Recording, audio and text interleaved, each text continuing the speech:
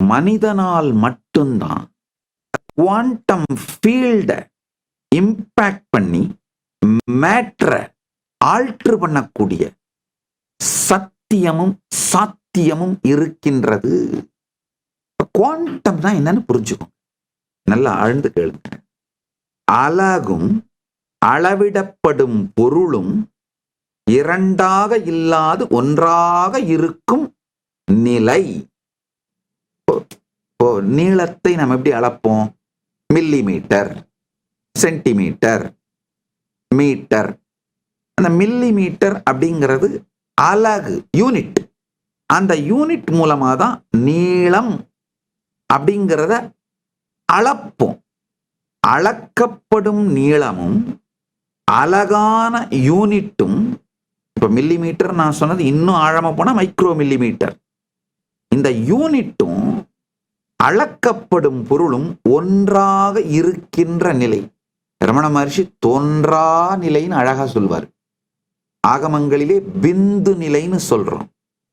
ஆகமத்திலே பிந்து தத்துவம் என்று சொல்லப்படுவதும், ரமண மகர்ஷி தோன்றா நிலை என்று சொல்லுவதும் அதுதான் இந்த குவாண்டம்.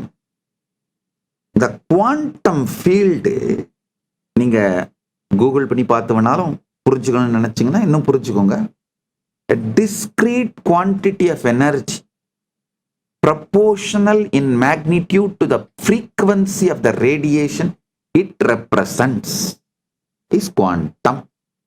அலகும் அளக்கப்படும் பொருளும் வேறு வேறாக விரியாத ஒன்றாக இருக்கின்ற நிலை பிந்து தத்துவம்னு ஆகமங்கள் சொல்லுவதும், பிந்து நிலை, பிந்து மண்டல நிலை அப்படின்னு ஆகமங்கள் சொல்லுவதும், குவாண்டம்னு சயின்ஸ் சொல்றதும், தோன்றா நிலைன்னு ரமண மகர்ஷி சொல்றதும் ஒன்றே.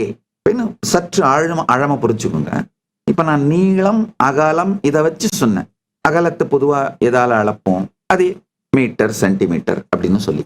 இப்போ நீரை எப்படி அளப்போம்? லிட்டர். அந்த லிட்டர்ங்கிற அது milli litre, micro milli litre. அந்த மைக்ரோ மில்லி லிட்டர்ன்ற அலகும் அளக்கப்படும் பொருளும் வேறு வேறாக இல்லாத தோன்றா நிலை. அதான் குவாண்டம். அதாவது இந்த உலகத்தை நீங்க எப்படி அளக்கிறீங்கன்னா, நீங்க அளக்கிற அளவி யூனிட் மேட்டர் தான். மேட்டரை வச்சுதான் உங்க ரியாலிட்டியை நீங்க அளந்து பாக்குறீங்க. அந்த மேட்டரும் அளக்கப்படுவது கான்சியஸ்னஸ் தான்.